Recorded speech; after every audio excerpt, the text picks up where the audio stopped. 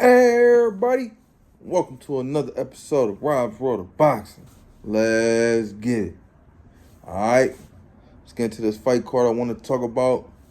Waste no time, motherfucker coming on today. 5 o'clock, man, so let's get into it, man. It's the Canelo Alvarez versus William Scull card. Yeah, I'm gonna jump back to that bitch, man. The first fight on the card is a couple fighters. I don't know who the fuck they is, so we're gonna skip those two. Start off where y'all should start off, man, which I feel is Martin Bukoyo versus Efe Ajabe. Martin Bukoyo was 21-2, 16 KOs. Efe Ajabe is 21-1, with 20-1. Sorry about that, with 14 KOs.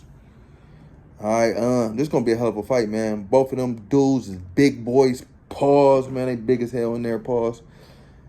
Martin Bukoyo coming off of a win versus Jared Anderson. Well, he was coming off of a win versus Jared Anderson. Then I don't know what made him jump in there with Joseph Parker it was short notice. I don't feel like he was prepared, man, and it showed. He, got dismantled in there versus Joseph Parker, man. He was out of shape. Bad cadet. Man, the whole shit, man. He was fucked up. And Efe Ajabe, like I said, he only lost that one fight. He lost against, who did he? I think he lost against Frank Sanchez back in 21.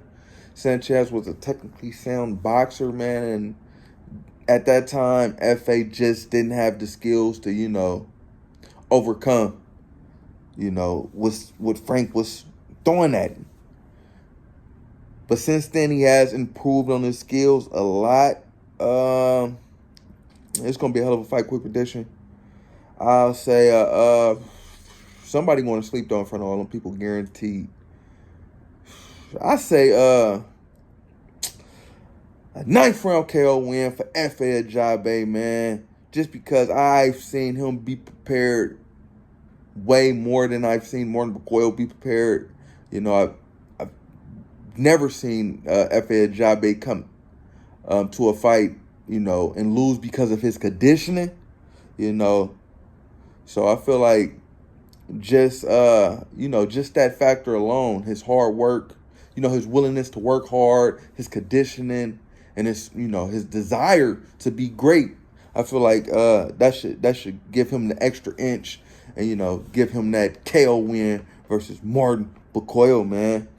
All right, next fight on the card is Jaime Munguia versus Bruno Surace. I always have a hard time saying his name. Surace. Yeah, man, he the nigga who beat Jaime last fight. Who I don't know how the hell that happened. Dude got man, let me get into it. But he's 26-0, 2 draws, 5 KOs. Bruno Surace, whatever the hell. I ain't gonna say whatever, but I don't know how to pronounce his last name. We're gonna call it boy Bruno. All right, and Jaime Munguia is 44-2 with 35 KOs, man. He's 28 years of age. Like I said, I don't know how he lost last fight versus Bruno. It wasn't the next fight after the Canelo fight, but it was he had won, but it was the guy he beat, it wasn't a guy of this caliber, So he took that next step to an undefeated guy, and maybe his mind still was at the Canelo fight. I don't know, man, but he got put to sleep, and it was unexpected, fucking like a baby crashing at school or something, crashing out, and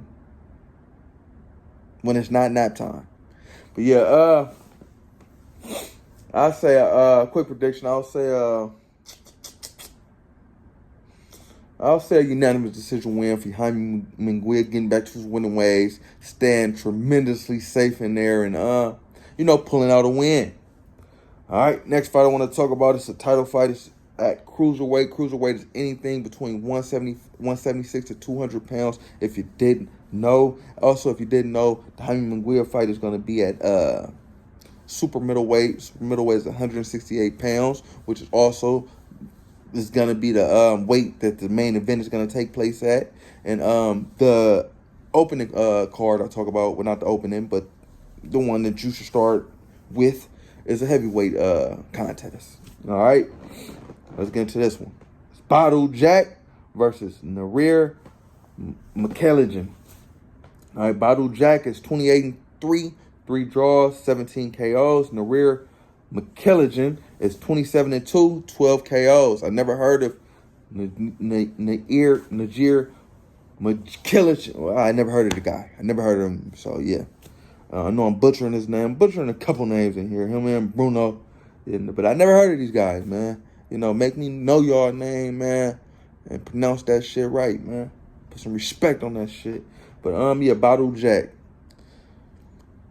Badou Jack ain't never really been nothing to write home about, in my opinion. I never really been a big Badou Jack fan, but it seems like he's been champ at cruiserweight for fucking forever, man. Cruiserweight has been one of the most lackluster divisions in boxing since forever, man. I feel like cruiserweight is trash, man. That shit sucks. No lie. Yeah, man. So honestly, I don't care about this fight, man. We're gonna skip it. All right.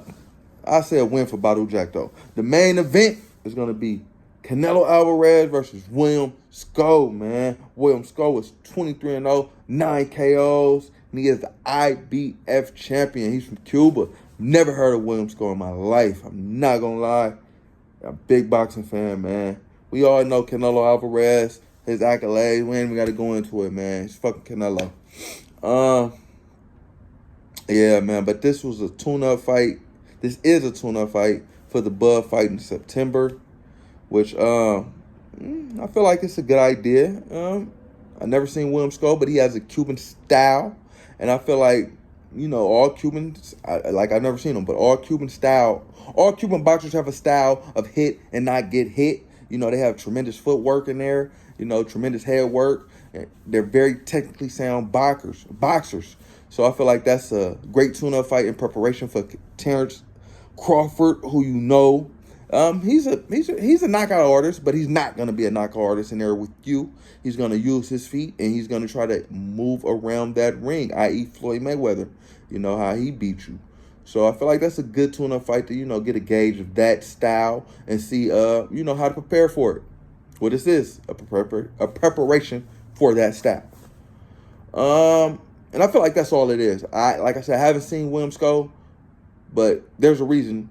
I probably haven't seen him. I'm a humongous boxing fan, So if I haven't seen you, I feel like you probably aren't anything to write home about, So I'm always gonna run with the proven commodity, which is Saul Canelo Alvarez, and like I said, yeah, man. Well, I didn't say it, but I feel like Canelo's going to get that win en route to that Crawford fight. Quick prediction, I'll say, I never seen William Scull. Say Canelo play with him a little bit. I'll say a 5th round KO win. Saw Canelo Alvarez getting that win, man. Yeah, man, but it's going to be a hell of a card. Well, a pretty smooth card. 3 of the 4 fights I just talked about are pretty good fights. The F.A. Jabe Morton Bacoyo fight is going to be a hell of a fight. It might be the best fight on the card, so catch that one.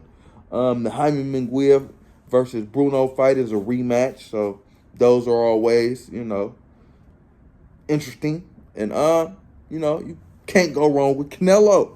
So, like I said, and a Badou Jack, yeah, go get some snacks on that fight. But other than that, it's going to be a pretty smooth fight card. It's been a hell of a fight weekend, man. We're going to talk about it Monday, on the weekly wrap-up. But, yeah, man, if you can't tune in, it's the Dazn card, the Dazn pay-per-view. I think it's $30, if I'm not mistaken. But you could have got the package deal, like I said on my previous video, for $90. I ended up doing that. I ended up just doing the $60. And I think I'm going to probably, I'll probably stream this, I'm not going to lie. But, yeah, you don't stream it, go buy it. But yo, like, comment, subscribe, all that shit, people. Rob's World of Boxing. Yeah.